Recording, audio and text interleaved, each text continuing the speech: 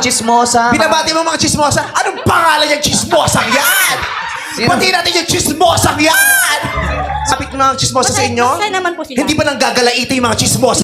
Ayan, sunod-sunod na balita guys. Christopher Minute, Center of Attraction ngayon. Ayan. Para bang vice ganda, pinatulan na si Christopher Minute. Kung natatandaan yun guys, nung nakaraan, I guess Friday yata nag-air yung sinabi, ay sumali, o Thursday yun, may sumali na contestant na sa may choose. So, may isang contestant na pangalan na Christy per minute. Ay, Christy. Tapos biglang sinabi din guys, ay Christy, kumusta ka na? Kumusta ka na? Anong ginagawa mo bukod sa pagbabalita ng kasinungalingan? So, ayun. Parang nag-trending. I mean, parang hindi agad nag-trending, pero kinabukasan niya nag-trending yung guys. So, tapos, ayun, sinagot ni ano yun? Ni Christy Permin. Ayan, ang grabe ang sagot ni Christy Permin. Sabi niya dito, guys. Parang nag-ano siya, guys. Eto, guys, may video dyan, guys. May video dyan. Ayan. Panoorin natin. Ito yung sinabi ni Christy Permin. Ayan, sabi ni Christy Permin. Ayan, sabi niya, si Vice ganda daw. Parang, alam mo yun, parang ano daw, hindi daw siya araw, isa ka rin na earth, parang, ang dami niya sa, panoorin niyo na lang yung video guys, para maintindihan niyo talaga, ayan. Ang hirap Ang kasi sinabi sa iyo, niya. Tapos, di pa magmula natapos nang yan, tapos ikaw ay parang sinagot pa nakatikim ni ng Vice popularidad, Ganda, sabi niya, inangkin mo na ang mundo na ikaw ang gitna, ikaw ang araw at umiikot lang ang lahat ng tao sa show business na para mga planeta sa iyo. Dapat mong malaman, planeta ka lang din na tulad namin. Hindi ikaw ang araw. Isang araw darating sa iyo ang pagbaba mo. Bababa ka sa pedestal. Hindi po pwedeng nandyan ka habang panahon. May mga darating na mas magagaling sa iyo at matatabunan ka. Christopher Minute. Ayan, ito yung saktong sinabi ni Vice Ganda dito sa rin. O, kumusta Christy? Anong pinagkakaabalahan mo, Christy, bukod sa paggawa ng mga kasinungalingan? Ayan. Tapos sinagot ni ano yan, ni Christopher Minute. Grabe ang sagot niya dyan, guys. Ang dami yung sinabi. Yan sa video na yan, no? Ayan, kung napanood yan yung video, ayan. Tapos meron siyang tunit ni Vice Ganda. May tunit siya dito, eh. May tunit siya na ano, na talagang lalo mabubuisit si Christopher Minute.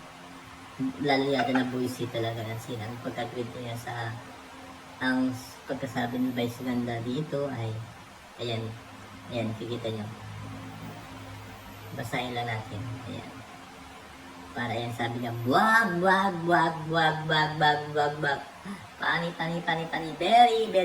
Dapat biglang dila siya. Ayan, diba? So, ang trending to guys, ang daming views. Parang umabot yung views ng 2.2 million and counting. Tapos ang daming reaction dito. Basahin natin mga reaction. Tapos sabi ni Alka Pamilya Channel, yan ang tamang sagot. Tapos sabi naman ni Papi, ayan sabi niya, may asarin mo din siya, mukha siyang aswang, ganyan charot. Ayan. Tapos sabi naman sabi naman ni Mel Cheese, sabi niya, kailangan daw po humarap kami may Tapos ayan. Tapos ang dami, tapos sabi niya ni Lester, very magandang chismosa na ayan yun nabubuhay na lang sa paggawa ng fake news kasi nangalingan para makasira na at kumita ng pera at sa panimira. Ito ay patuloy na kinukonsinti ng pamunuan ng TV5 na meron silang fake news peddler na istasyon nila. Mahiya naman kayo TV5. May sense to ha.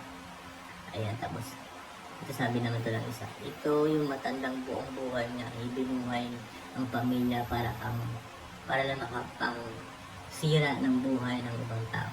Kung nanay ko to, ako mismo ang tatakwil sa ginagawa niya. Grabe naman. Tapos yan, sabi pa ng isa, may Vice, asarid barbell, takaiba isanda, tila na pikon, matandang inga na lang itatakan sa mundo. Sa biro ni Vice Ganda sa isang kontesa ng Mechoos, na pinagkakabalahan bukod sa paggawa ng kasinungalingan. Ayan guys, sobrang ang dami talagang parang almost 500 reply dun sa tweet ni Vice Ganda. Diba? Alam mo, Vice, So, yung ito po, marespeto ko po na binibigyan mga ng abang natin, mga pagkilala full na ang lahat po ng mga So, miyembro parang ngayon wala pa siyang banat. Ayan lang guys, ang latest sa bayo tungkol kay Christy Fermin at saka kay Vice Ganda. So, tinatanggol, alamin natin kung sino ba ang ginagalang. kung sino ba yung Vice Ganda, hindi ka kakalma, tunay na sino ba babae. ang Lalaki ka.